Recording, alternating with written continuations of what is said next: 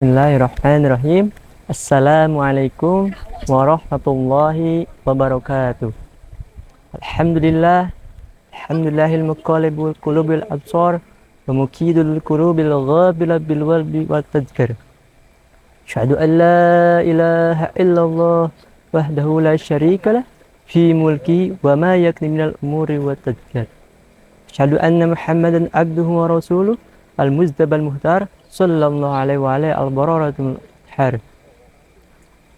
Para pecinta Al-Aqta Media dimanapun berada, perlu kita semua ketahui dan perlu kita semua renungkan.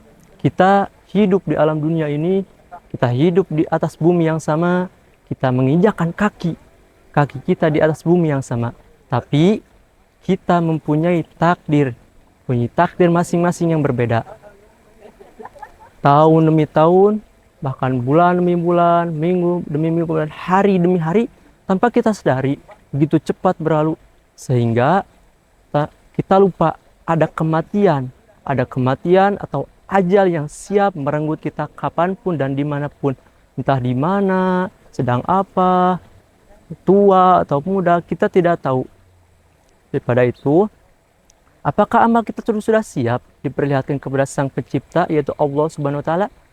Apakah bagaimana dengan hisaban amal di hari kiamat?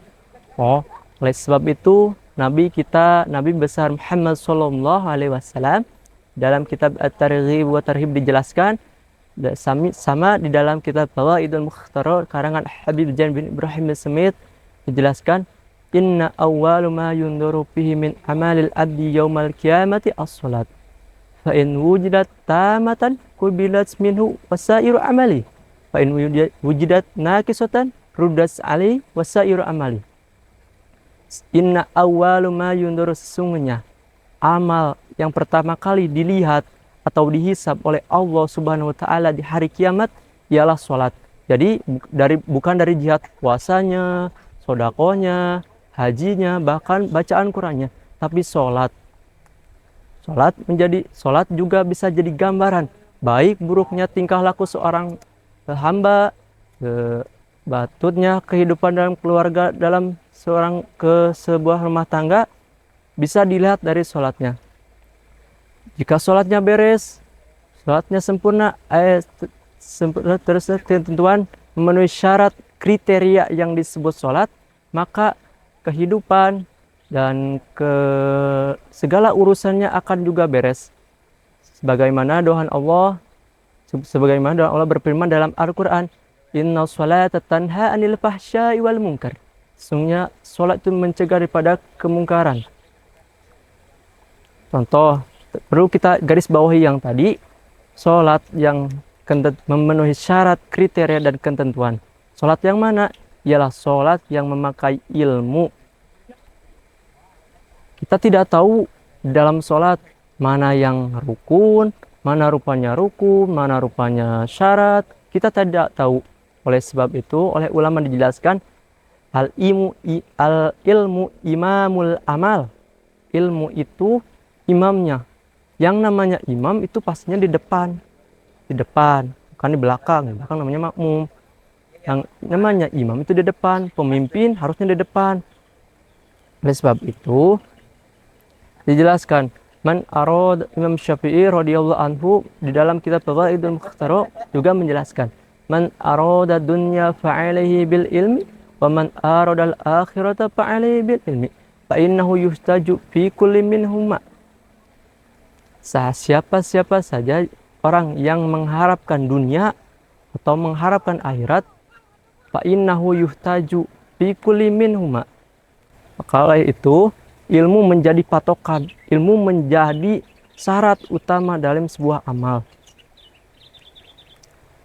Dari yang sholat, kita terus garis bawahi lagi syarat dan rukun. Kita tidak tahu syarat, mana rukun.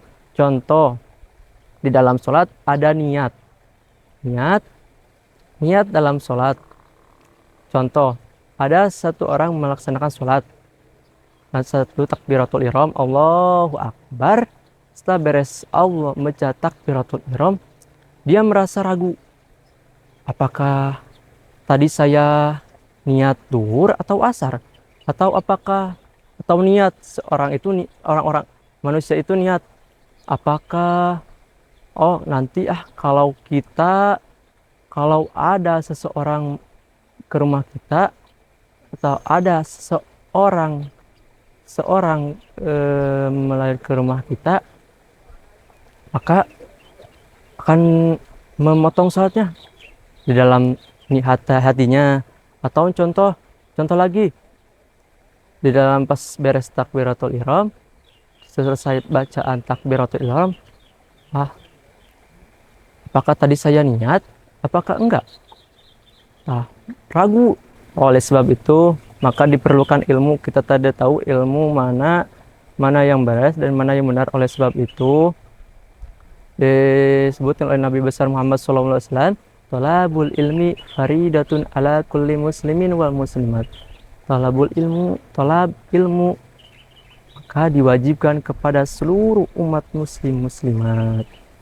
Sekian dulu dari saya, kurang lebihnya mohon dimaafkan. Billahi taufiq wal hidayah. Assalamualaikum warahmatullahi wabarakatuh.